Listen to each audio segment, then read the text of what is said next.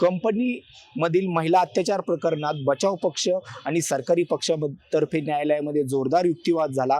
बचाव पक्षाचे वकील ॲडव्होकेट राहुल कासलेवाल यांनी सांगितले की पोलिसांनी आधीच 2 दिवसांची पोलीस कोठडी घेतली, पोलिसांच्या तपासामध्ये प्रगती नाही आहे, त्यामुळे न्यायालयाने या 5 संशयितांना आता न्यायालयीन कोठडी द्यावी।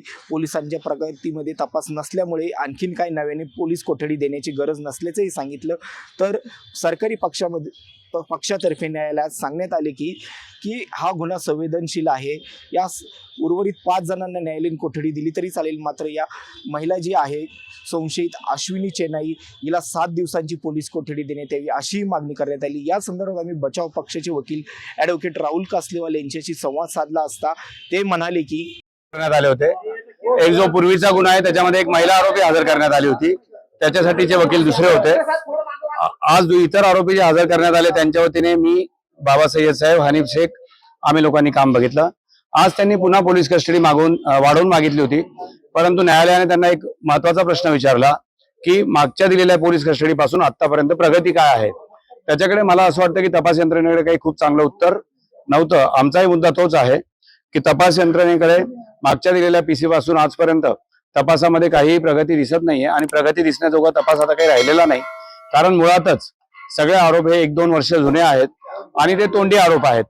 त्यामुळे त्याच्यात आरोपींना ताब्यात घेऊन कस्टडीत घेणं हे गरजेचं नाही।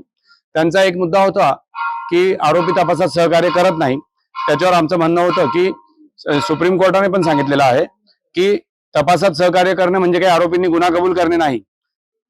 त्यामुळे मला असं वाटतंय की आज मेहरबान न्यायालय दोघांचा युक्तिवाद ऐकून योग्य तो हुकूम करेल। अजून हुकूम झालेला नाही आणि मागचे जे काही न्यायालयीन कोठडीचे हुकूम झालेले आहेत त्याच्यामध्ये आम्ही लवकरच जामिनाचे अर्ज दाखल करतोय।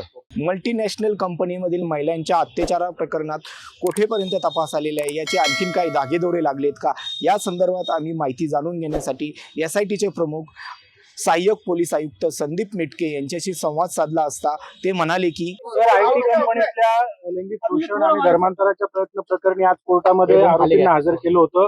नेमकं काय घडलंय कोर्टामध्ये, काय आता कोर्टाने पुढचे आदेश दिले? मुंबई नाका CR नंबर 163/26 या गुन्ह्यामध्ये संशयित आरोपी नामे अश्विनी चेनानी यांना माननीय न्यायालयात हजर केला असता माननीय न्यायालयाने आरोपीस दिनांक 13 एप्रिल 2026 पर्यंत पोलीस कोठडी देण्यात आलेली आहे। या अगोदर या गुन्ह्यातील 6 आरोपी अटक आहेत। एकूण अटक आरोपींची संख्या आता 7 झालेली आहे, त्यातील 6 आरोपी सध्या पोलीस कस्टडीमध्ये आहेत। या प्रकरणांमध्ये आतापर्यंत एकूण 9 गुन्हे दाखल आहेत। न्यायालयीन कोठडीत असलेले 6 आरोपींना माननीय न्यायालयाशी ट्रान्सफर वॉरंट घेऊन पुन्हा अन्य गुन्ह्यांमध्ये वर्ग करून घेण्यात येणार आहे। सध्या या गुन्ह्यातील 1 आरोपी फरार आहे। सर नाही, या प्रकरणामध्ये माननीय पोलीस आयुक्त संदीप कर्णिकर यांच्या वतीने आवाहन करण्यात येत आहे की ज्या पीडित आहेत त्यांनी निर्भीडपणे पुढे यावं आणि आपल्यावरती झालेला अन्याय असेल तर आपण पोलीस स्टेशनला येऊन तक्रार दाखल करू शकता। तसेच या अनुषंगाने अन्य कुठल्याही व्यक्तींना माहिती असल्यास ते देखील पोलिसांना संपर्क साधून माहिती देऊ शकतात। माहिती देणाऱ्या व्यक्तींचे नाव गोपनीय ठेवण्यात येईल।